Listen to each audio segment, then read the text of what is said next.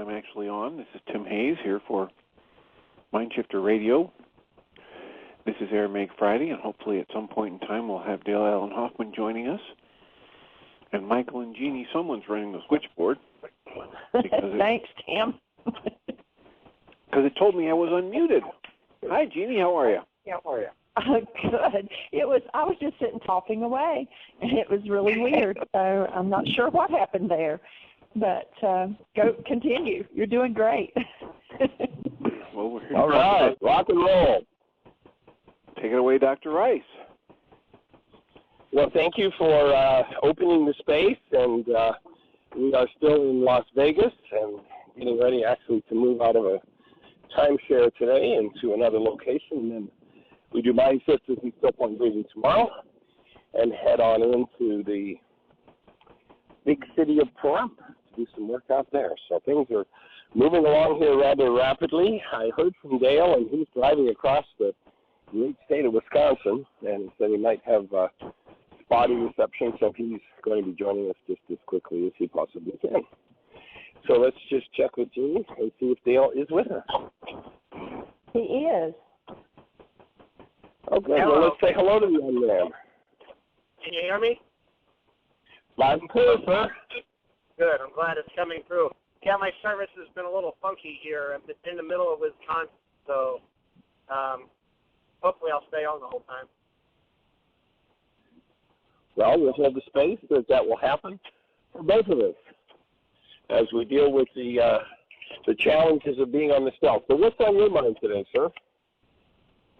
Well, I'm on my way to Minnesota later today. I've got events at Unity North Spiritual Center in Coon Rapids, Minnesota tomorrow and Sunday, and then I'm at Unity South in South Minneapolis Monday night, and then back to Woodstock, Illinois on Tuesday with Dr. Tim.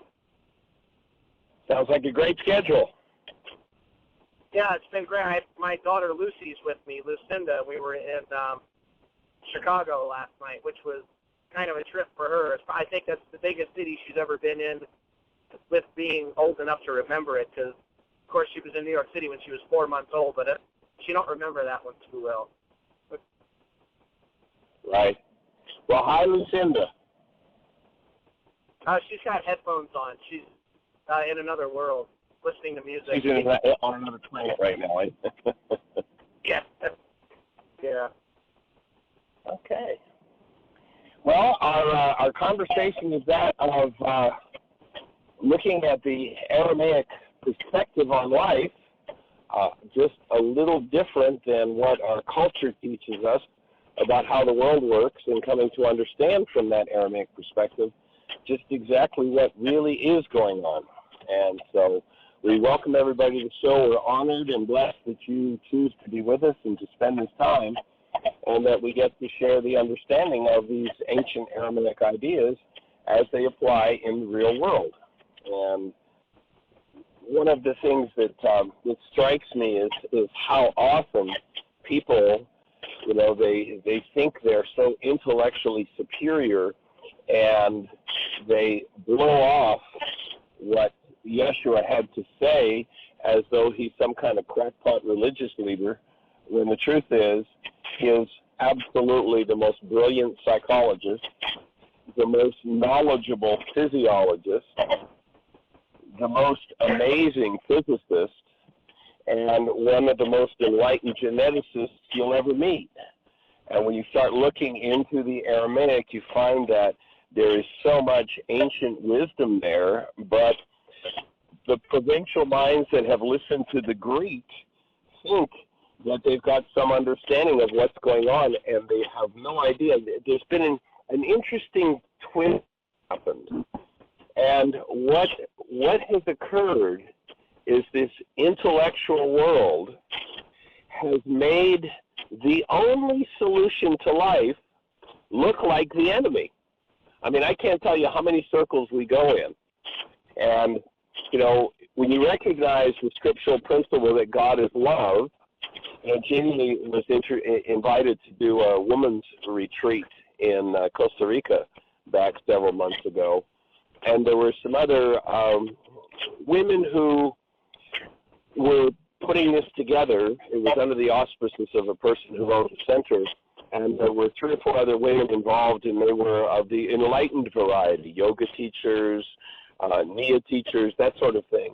And Jeanie was coming in to do the process work, and they went to our website, and their response literally was, because Jeanie used the word God in her purpose statement, that her stuff was not acceptable. No, we're not doing that. The solution, the only solution there is, the active presence of love, has been made the enemy. And I know that last year we were setting up to go to, we were in Sweden, and we were heading to Norway. We actually had booked a retreat center in Norway. They had contacted us and booked us. And along about the time we were getting ready to create buy our tickets, we actually got a phone call saying, we looked at the website and watched one of your videos, and you used the word Jesus. You're not welcome at our center. And these intellectual minds have been brainwashed into God only knows what, this Greek mythology game that causes them to reject the only solution that's out there. Is just amazing. And pardon me, I shouldn't say the only solution. I should say one of the deepest understandings of the solution to the game of life, so many people just reject because it's been turned around backward. And it's just interesting to watch how the intellect does that. And then when someone takes the time to sit still and hear some of this Aramaic wisdom, how quickly people start to tap in and go, oh my God, I didn't know that was possible. I didn't know that's what was going on. So it's just interesting. And do you have any thoughts along that line, Dale? You know, you're resonating a lot for me here because when people do ask me, one of the questions I get asked a lot is, you know, what's the most challenging thing about what I do? If I was really completely honest about it, being away from my family, if I'm doing a lot of road stuff, it's prejudice. And I don't mean prejudice in terms of necessarily skin color, you know, young or sort of, you know, early middle-aged American white boy. You know, a lot of people will listen to the Jesus stuff coming from that. But I mean prejudice in terms of people, number one, not caring or wanting to hear what I'm doing because it's Jesus stuff, or people will label it Christian, or honestly, in a lot of places, I'll roll in. And this one I can kind of understand, and I love to play with it. People see what I look like, you know, long hair. I've got the beard that's growing down with a little gray in it. I actually look like the westernized, you know, idea of Jesus. And people look me up and down and see that I'm not wearing shoes before I walk on stage. And they basically make the choice, well, I don't really care what the guy has to say. And then they sit there and then they come up at the end and they go, you know, I wasn't expecting much when I saw you, but once I heard you, you know, you're not half bad. But so I kind of have fun with that. But the thing that really is and I mean, I'm always digging out inside of myself, removing the roots of what may attract that one way or another in my life. But yeah, the challenge that, you know, I'm constantly re-clarifying and cleaning my perception of is, you know, people come in and they just have preconceived notions that they've already got whatever it is figured out, and they come in, like as an example, people that I've known for many years, oh, well, Dale's a Bible banger, or Dale's a Bible hater, or Dale's a Jesus freak, or Dale's a Jesus hater, or Dale, whatever it may be, instead of, you know, just kind of, I took some guys off guard at a coffee shop in Asheville a couple days ago because he was asking me certain questions, and with certain questions, my answer was, you know what, I don't know. And he was like, what do you mean you don't know? And I'm like, well, what about that's freaking you, you know, making you feel like you're freaking out? He's like, actually, it's not that. He said, I've never heard someone say I don't know. Everybody always seems to, you know, have it all figured out. And I tell them if there's any magic to the reason that energy, presence, consciousness, whatever you want to call that, flows through me, is because I'm able to be in that fluid state with sort of I call it the cosmic question mark above my head, and I don't need to have it all figured out. What I want, or what I do seek in my life, is to be in process, to be experiential, to have a direct experience, to not necessarily know what may or may not be happening or what the facts are. You can put the word facts in quotes. but that's, like I always say, I'm putting the pen to the paper, and I'm in the processes, and I'm living it, and I'm walking the talk. And in the end, to me, I mean, that's my intent in this life, is to be open in the direct experience of this present moment, and to be ever vigilant of removing the roots of whatever it may be, whatever the bushel baskets may be that are concealing my presence in any present moment. And a lot of people, they feel panicked in the presence of someone that's that wide open, because it doesn't feel like everything's nailed down to the ground. In a way, I'll often hear that people feel like I'm hanging over an edge backward or something. And I tell them, there's no edge. It's just the present moment. But the reason that we are so anti-present moment, and in a lot of cases anti-wanting to know what the real Jesus teachings actually said, is because we know, as an example, an Orthodox Christian, when they hear what I do, most of them, they don't want to hear anymore, because they instinctively know, they can feel that it's going to bring up whatever bushel baskets they have are going to have to come up in relation to Jesus stories. So they'll literally put their hand up and say, I don't want to hear it. I don't care. I don't want to hear it. I don't want to hear about the Council of Nicaea. I don't want to hear about Aramaic. I don't want to hear about Greek mistranslations. I don't want to hear about the King James or Jerome's Latin Vulgate. I just want to be left alone. And I think that's very interesting. And then they'll go down to the next person in the line and start spouting their Jesus stuff. Bless their heart, but that's not enough for me, Yeah. And in essence, what they're saying is, don't bother me with the truth. I've already made up my mind. And exactly my feedback to people who live in that world is, if your mind is capable of any form of hostility or fear still today, then you're kidding yourself and you don't know. And when you were talking about how you're hanging out on the edge and there's this opening and you're in the question that you always wanted to be taught, you actually remind me of one of my favorite, what I call Aramaicisms, an idiom. And maybe you might want to fill a little bit of this one in, but where we hear Yeshua saying, you must eat my body and drink my blood. And the world, the non-being mind has a cheap copy of everything real in the spiritual dimension. And that's been made something about, taking in wafers and drinking wine. In truth, it's an Aramaic idiom that means you're going to have to understand everything that I understand. You're going to have to be open to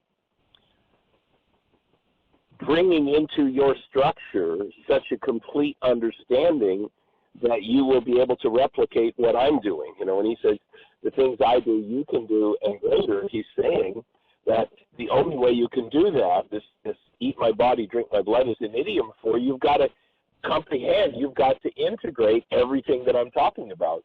And of course, the mind who buys into some church's dogma, and when you recognize there's something like 41,000 different sects of Christianity, every one of them standing there pounding the table that they have the truth and you're going to hell if you don't believe what they have to say.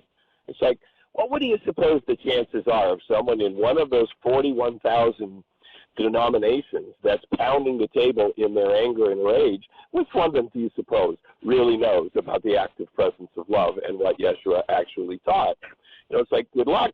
If you're still capable of hostility or fear, you haven't integrated even the first law, and that is that you've got to maintain a condition of love in your mind. And your words have to flow from that. They can't flow from hostility or fear. So really, eating my body and drinking my blood is such an important concept to understand. Do you have any thoughts on that? Yeah, absolutely. That idiom, that first century idiom there is basic. That's saying it's 100% or nothing. It's not 99.9. And the word that I love to pull out there is when he says that word for blood is that word dama, which means blood, juice, wine, sap, or essence. And the realization of that is essentially, there's something that I used to love that Wayne Dyer had said 20 years ago, he probably still says it today, where he would say, he said it to me once in New York City when I was like 19 years old. We're looking in each other's eyes. It was maybe 91 or 92. I just started waking up at the time. And he said, Dale, what happens when you squeeze a lemon? And I said, well, you get lemon juice. He said, what happens when you get squeezed?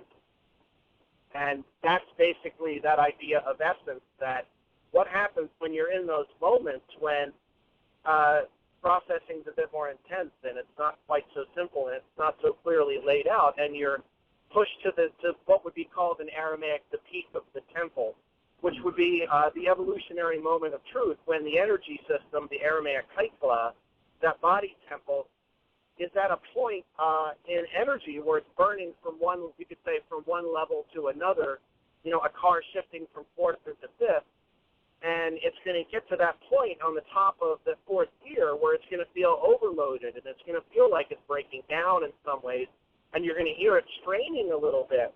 But if you keep the catalyst there and you use the clutch, and you're able to work into that, and that willingness is the cosmic breeze, then that energy system, the tempo, can bump up into the higher level. Now, if you're going 100% fully present in this moment, and you're in the essence of what Yeshua was in, that dema, in the essence of the moment, and you're in those moments of, like I say, the evolutionary moments of truth, where it's the point of entropy, where either the system's going to break down or it's going to go up into a higher level. Our culture tells us when we start getting into the moments of overload, stop, pull back, remove the catalyst, and then lay back down again, hunky-dory, and let everything go calm again. But Yeshua was saying that, look, if you don't come 100% present into this space, there's no way in those moments of truth that you're ever going to be able to expand into the higher, greater vision that you have. We ask for it, and then it shows up, and it feels like we're falling apart. But what's falling apart is the old us. And it literally is. It's not 99%, it's 100%. And you find the essence, the sap, the blood of whatever you are in those moments of peak experience, when this is your chance, this is your opportunity to shift into a different quantum reality, or just remove the catalyst, get quiet again, lay back down, and start to slumber again. Sleep on.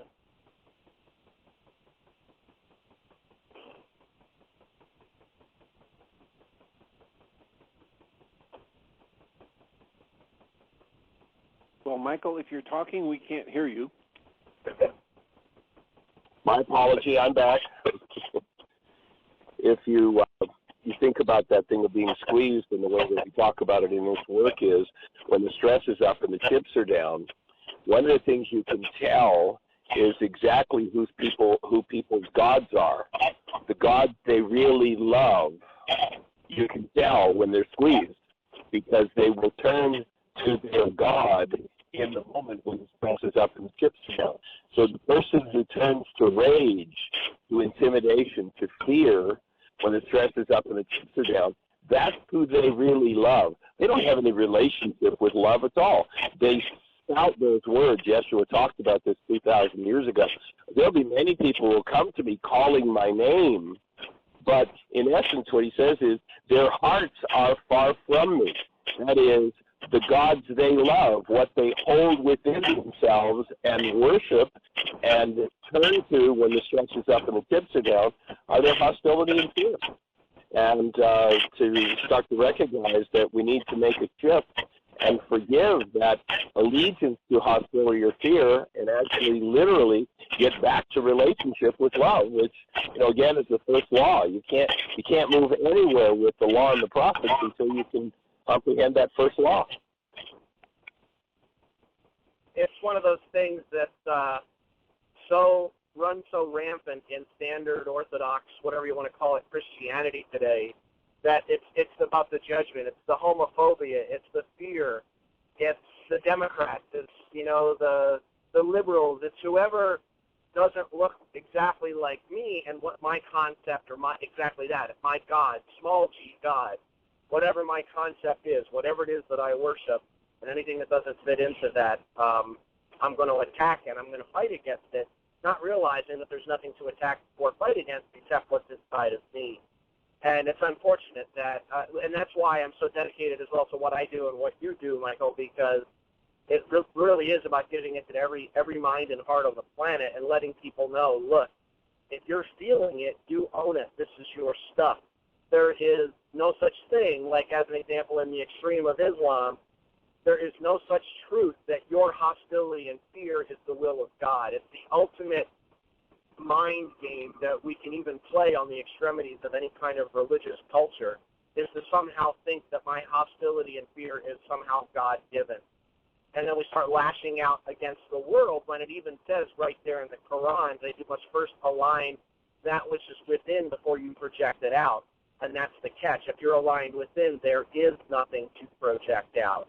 But it's really easy to forget that. When Yeshua says the same thing, you know, that in which you judge another, you are guilty of practicing. But we can forget that one too. It's easier that way because things stay nice and copacetic and easy to control, and I don't have to feel whatever it is that's inside of me. I can just keep it locked down and believe whatever I want to believe. Absolutely. And so when you look at the solution, and I think this is an appropriate place to bring it up once again, the solution lies in first century Aramaic forgiveness. That is, if when you're squeezed, you turn to the God of fear, intimidation, hostility, rage, guilt, grief, manipulation, threat. You know, one of the big threats is, you know, those people who are filled with their terror and their rage will actually threaten children with hell. And that's so ungodly. That's so unlike love. I don't know if maybe you want to hit your mute button. We're getting a lot of noise feeding back, or at least I'm hearing some. Okay. But maybe in between comments, maybe you could hit the mute button, and it might get a little cleaner. Cool. So to actually reach inside oneself and forgive, when what many people want to do, and actually if we hadn't been doing Aramaic Fridays today, I'd be bringing forward a conversation from a couple of folks that I've had in the last few nights in the workshop, and they have such an unwillingness to hear. You know, they talk about, there was a woman at the workshop the other night, and she's talking about how, you know, she had the perfect childhood, she had no power person issues. She just gets angry. But then, you know, a minute later her anger's gone, so it's okay, there's nothing to talk about. And so I invite her to start to deal with her anger. Well, you know, I don't have to. I don't have anything to deal with. And yet every time she stops, she starts talking about her story, about her anger. Talked to a gentleman this morning who had a friend commit suicide yesterday, and he's in a lot of disturbance and upset, and so I invite him to go to the website and pull out a worksheet and actually begin to forgive. And he just goes round robin into the conversation about how, well, you know, we need to change things, and this is a problem, and that's a problem. It's like, yeah, and what I'm inviting you to do is to go inside yourself and clean up your capacity for hostility and fear. And people just tend to be skin and want to tell their story. I got a phone call from someone this morning who's dealing with a person they're trying to get a project together with, and as they work to get that project together, what happens? The story, instead of let's stop and actually use the tools. And so to integrate that knowing requires that we remove any literal capacity for any form of hostility or fear. And that's what we really want to keep putting before people, so that if being the center of attention by telling one's story, by being lost in their pain and their trauma, to actually doing the work of cleaning up what never belonged. It's such an important thing to do. You know, there's nothing in those earliest Aramaic texts or Greek texts from the first century in the teachings of Jesus. There's nothing in those earliest texts about hell being someplace that you go to after you die. Everything that he spoke of was all about heaven being a present moment experience. It was never about something that was outside of you that happened after your death. It was something that happens right now. It was those moments when we hit that, the catalyst is burning, and whatever it is, those veils are burning away, the bushel baskets are burning up in that light. And that was the experience that he called hell. And the word that he used for fire in those cases was nofrata. And nofrata is the word light. It's a word that means a reflective light or a conscious light. It's not a light as in the light of the sun. That's something that you would see with your eyes that would burn you. But rather it's a light that you feel, or it's a light of awareness. Nufra, the root of that word, is already a feminine gendered term. And by him putting the word ta at the end of it with the word nufrata, It was very, very peculiar and unusual. The only time someone would ever do that back then was when they really wanted to reiterate and strengthen the realization that I'm not talking about a physical fire or a light that will burn you, but in fact I'm talking about a feminine light that's a state of being that you will experience in your consciousness when you have these experiences. And that's what hell was. It was when you brought the light to those places within yourself that the light had been there earlier for. And when you do bring that light, those, whatever those things are in that practice of forgiveness, they get burned up, and it does not feel good. It feels much like it did when it went in, and he called that hell. Unfortunately, just like the kingdom that was eventually placed after your death, that hell thing was also placed after your death, because if you put heaven, hell, and kingdom after death, you've got people in this physical life, and you tell them, look, it won't happen until after you die. You have to play by the rules that I tell you you must play by, and you're not going to be able to confirm or deny this until your body drops. So essentially, you've got them locked into that system. And a lot of people, I think a lot of people are having enough of this now. And a lot of people are coming to me saying, you know, what really was written there in those earliest texts? More people are flooding now than ever, but also a lot of people are throwing their hands up quite intensely now and defending.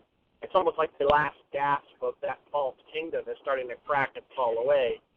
And when you don't have the tools to be able to do that forgiveness process and remove the root of your suffering, when things do start cracking and falling away, like this Jesus structure that we've had in place really only for a few decades, but in some nuances for a few centuries, when that starts falling apart, it doesn't feel good, and people start being more vehemently hostile and fearful, trying to keep that structure together because they go into a state of panic because they don't know how to do what Jesus taught.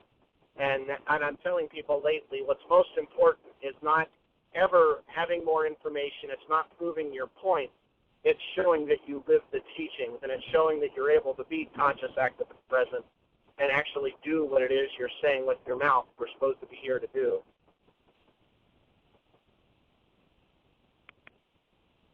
Yay, I'll second that. Let's check with Jeanie and see if Jeanie's got anybody in the chat room that has a question relating to the Aramaic, or if there's anybody in the phone queue with a question that relates to the Aramaic. We want to make sure with our questions that we stay on track with Aramaic thinking. So, Jeanie, is there anything happening in either of those places? Anybody with a hand up in the phone queue? Well, in the chat room, some of the conversation was around being squeezed, and asked when Dyer's talking about being squeezed, is he talking about being stressed, or when the stakes are up and the chips are down? And in that moment of overload, does he mean holding love even when you're freaked out? And I said, there's no coincidence. I had just read this morning, there's a thing that I get in email that's called Plain Talk and Ordinary Wisdom by a lady named Pat Ruppel, and she talked about Dyer's being squeezed. And so I thought that was really cool. So we were commenting about that. We do have a hand up. Great. Well, let's say hello. Area code 517. You're on the air. Hi. Pardon me. Hi, you guys. It's Mitzi. Hey there, young lady. Welcome. Thank you. What's on your mind today? Pardon me? What's on your mind today? Well, I do have a couple questions, primarily for Dale, I think, that I would like clarification on. The first one is on your website, Dale. I see that on the right-hand side it says that Kalamazoo, Michigan is a place of, pardon me, I'm sleep deprived. I've been up for a couple of days doing birth, but what I'm trying to say is it looks like you're coming to Kalamazoo, Michigan, but when I look at your calendar, I can't find a time this year where you're actually going to be in Michigan. So I'm wondering, indeed, you are.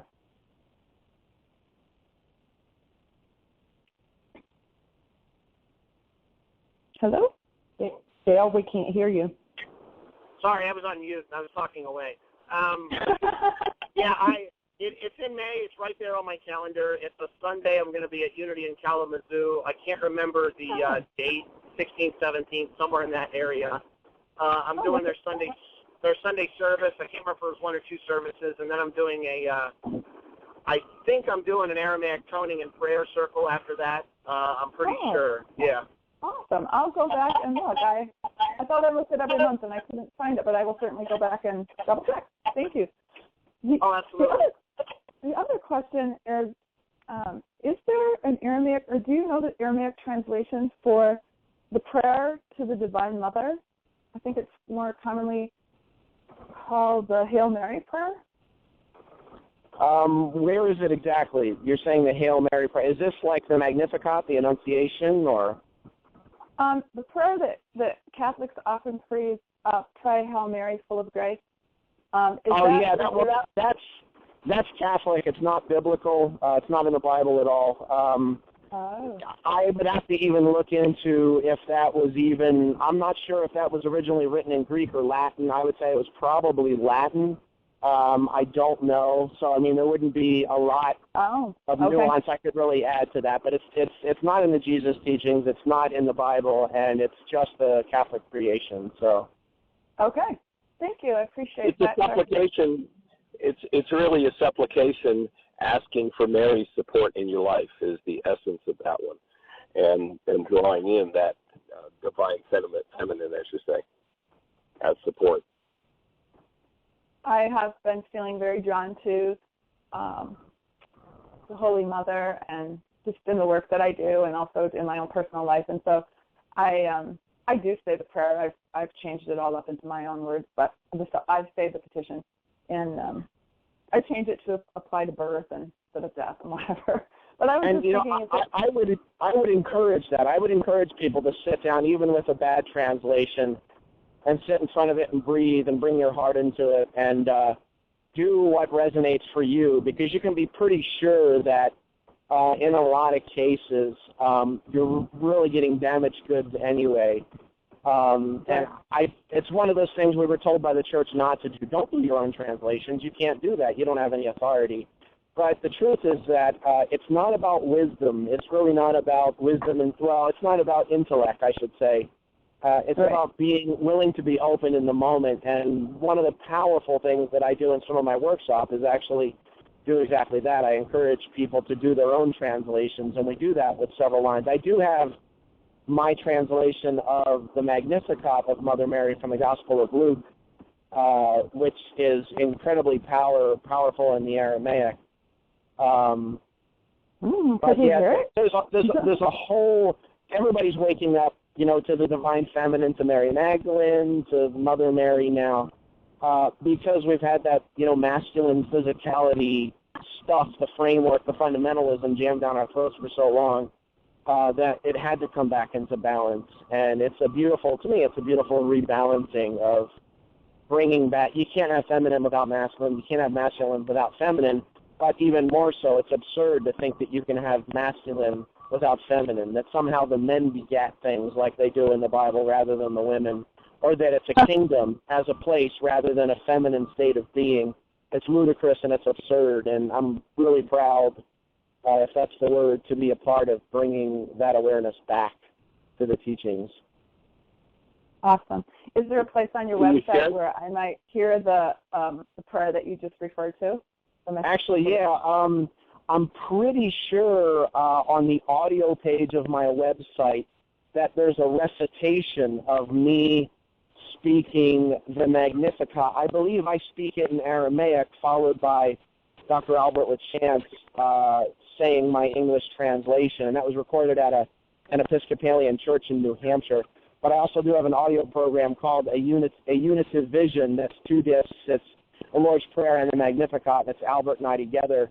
But also, if you email me, like message me through my website or Facebook or whatever, I can actually send you a PDF of that translation too, that you can actually print out and use in your spiritual life. Or if you're in Kalamazoo and you show up to an event there, I sell those as parchments as well too. And if people can't afford them, then I tell them, here, just take it. But I sell that as well on a parchment.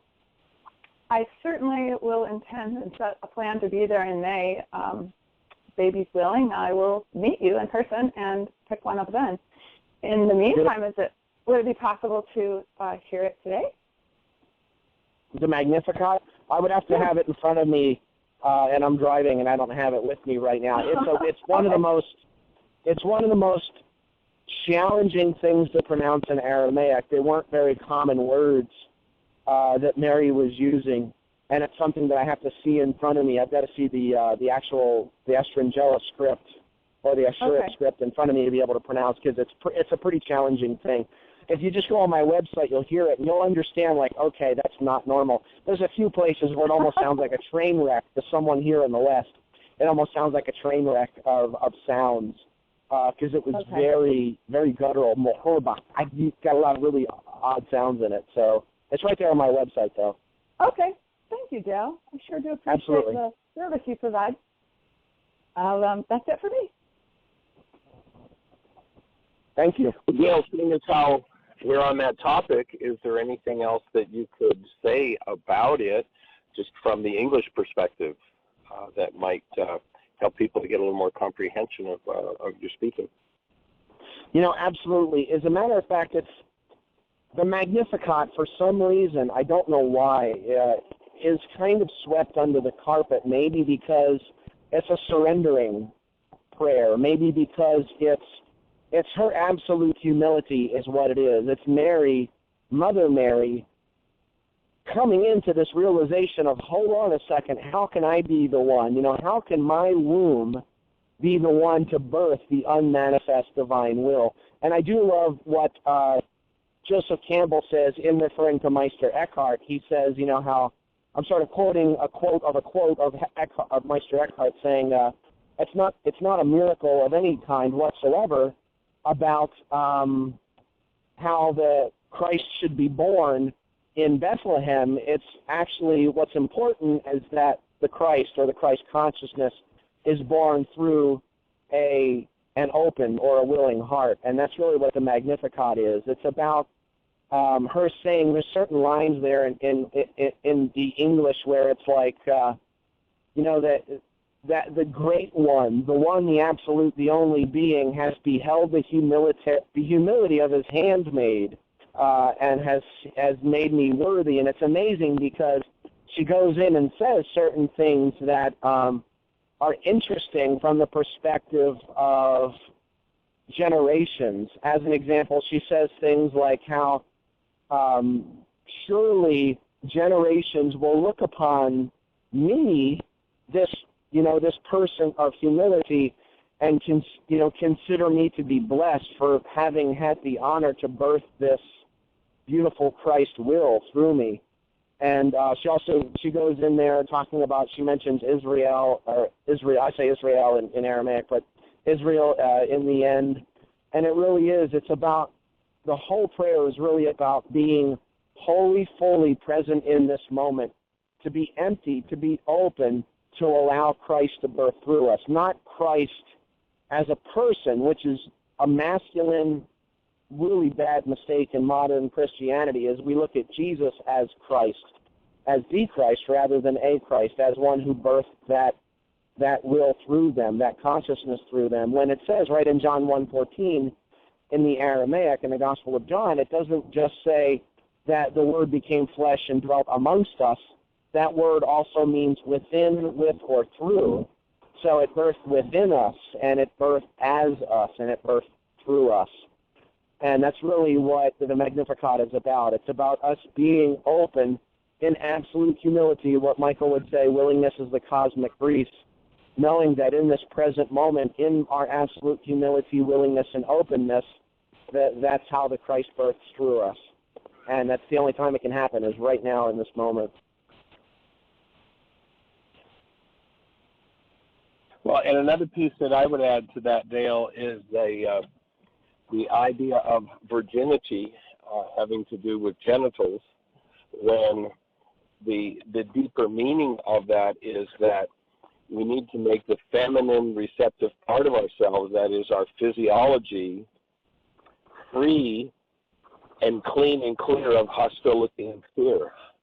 And that it is only when I'm incapable of hostility or fear, it's only when I give up the gods of hostility, fear, threat, rage, guilt, and grief, that pure active presence of love can come through me unfeathered. In other words, not covered with something else.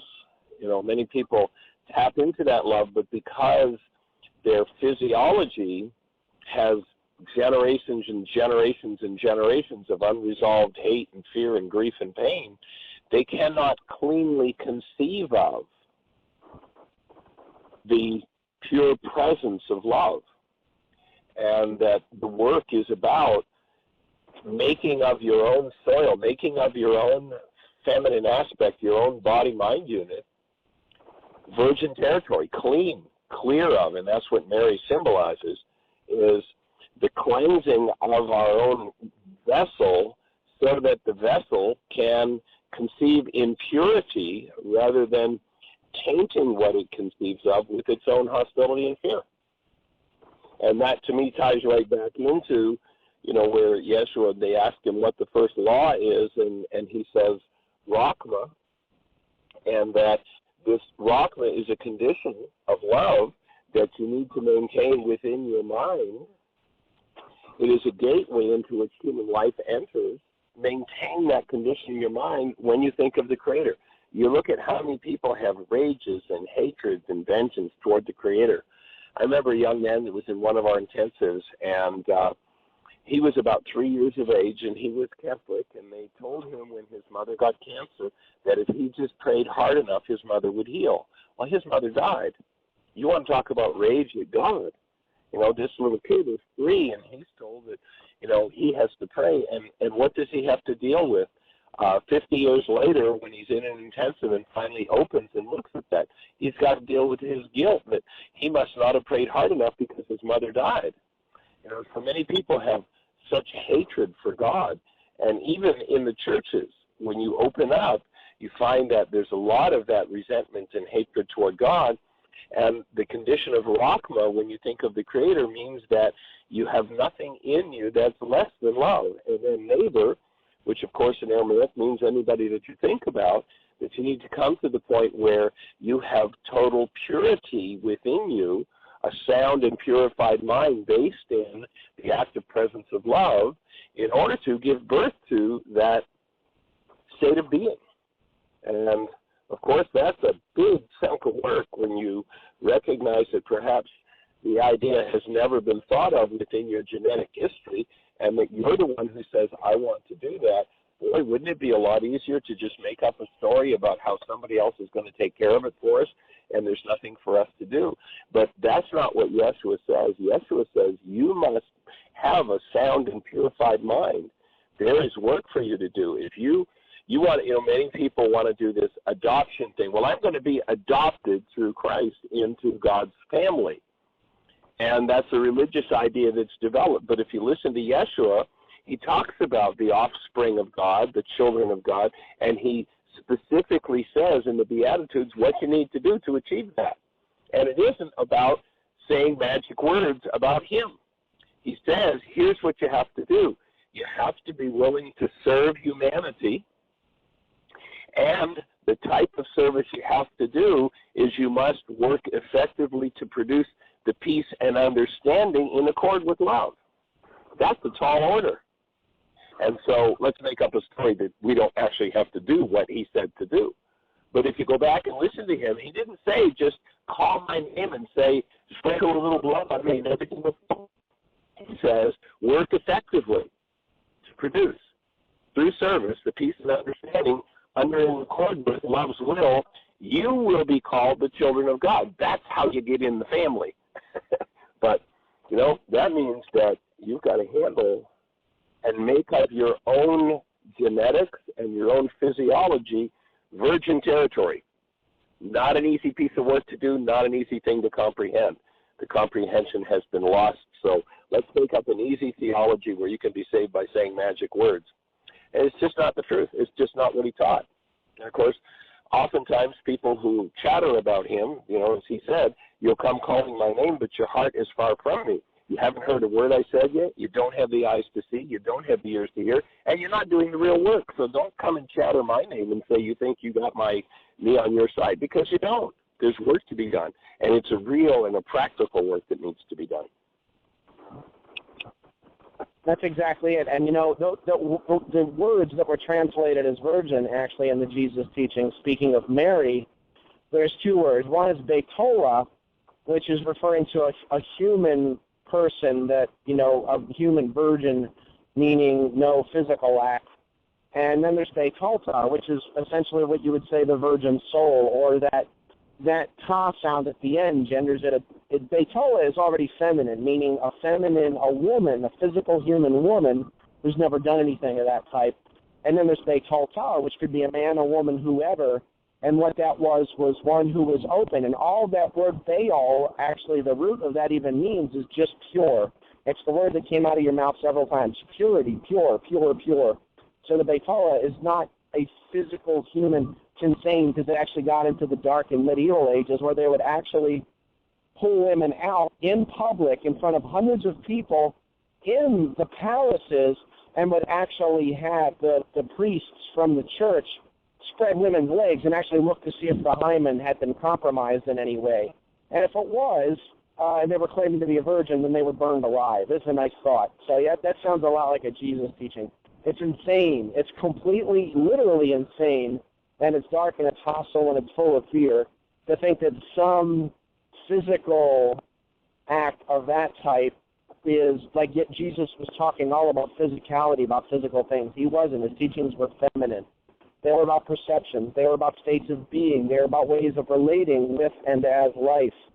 And when we make that into all of these different fences to live within, rather than what he was saying, which was to allow the fences to fall so that life can live itself through you, then those fences to live within become the carbon copy in the physical world that's somehow supposed to keep you in the fence and safe, that somehow that's going to take the place of actually being lived through consciously through the pure heart, the pure soul, the pure womb of our being right now in this present moment. And nothing can take the place of that, because that's it. That's all. That is what's real. That's the actuality of the situation, is being in that pure space of love right now. And it's something that's so important to me to get across to people. I tell them constantly, in the end, it's not about the information that I'm putting out there. It's about the experience and the realization of what I'm putting out there. It's about putting it into practice. It's about living it. It's about the direct experience. It's not about understanding. It's about standing under. It's about living as the foundation of life itself, rather than taking a pre-built foundation that some intellect outside of you somehow built up, or somehow building the perfect life. I tried for years to build my perfect life until I realized how stupid it was. I let go, and I began to let life build perfection through me, and that changed everything.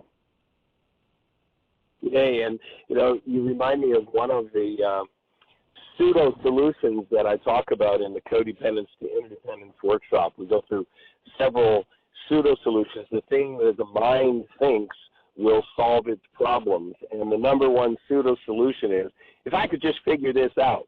And we see people in their ivory towers taking these texts and trying to figure them out, rather than activating them and doing the work, which, of course, we've talked about on the show before, how much ridicule one experiences if they ask people in the ivory tower to actually put their hand. Yeshua talked to the Pharisees of the day, and he said, you put all kinds of burdens, you put all kinds of loads on people, but you won't put your finger to the work.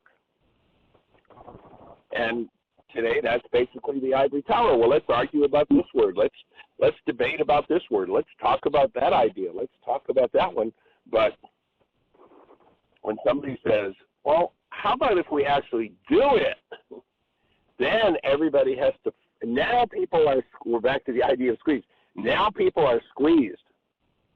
The stress is up and the chips are down, and you want to watch the fur fly when you actually invite people who are into their mental masturbation to actually begin to do their work.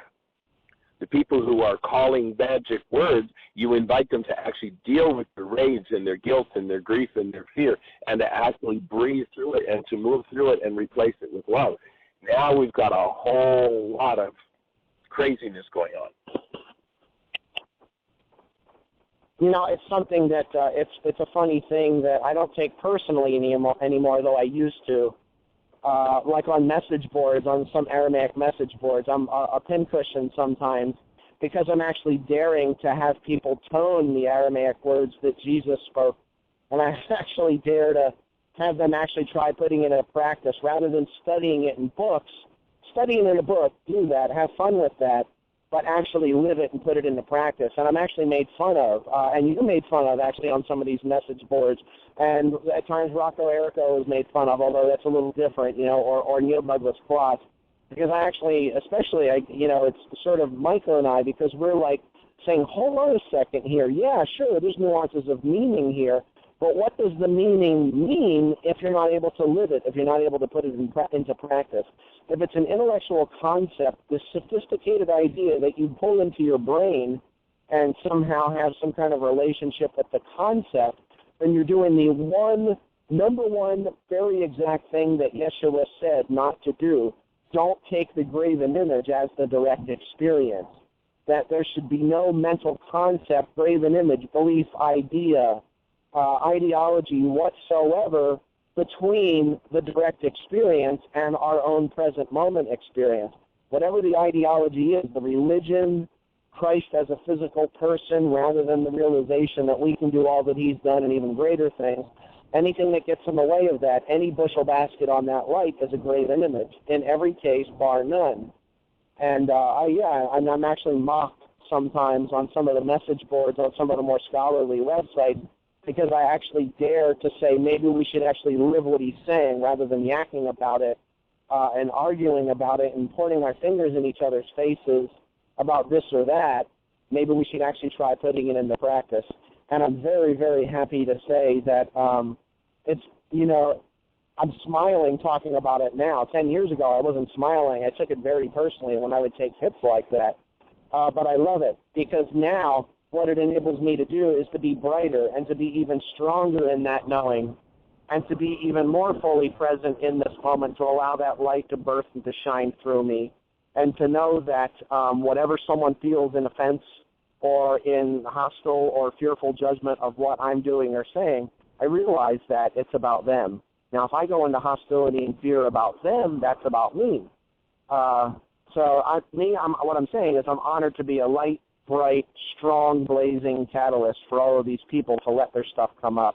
And I'm also very happy to stand in presence and to offer them the hand, across that space to say, look, I am right here to support you when and or if you are ready for that in this human life. When you're able to let that mask down, regardless of anything that you've ever said, judged, criticized me about for actually living this, I'm here, and I will be right here in any moment that I need to the greatest of my capacities, to stand right by you and hold your hand in mine and help you through these processes. So scream on, judge on, point the finger. I'm fine with that. I am 100% fine with that. And understand that I'm here holding that space for you when you're ready. Whether you're ready or not in this human life, that's not a concern of mine. Just understand that I'm ready and I'm here, and I'm willing to put the pen to the paper and get back into the direct experience with anyone who's ready to drop that mask. Anyone. You go back and you listen to Yeshua, and he says, and I am there as that space with you for eternity. The eternal aspect of life is often forgotten about, but Yeshua stands in that space, committed to be that space for anyone and everyone.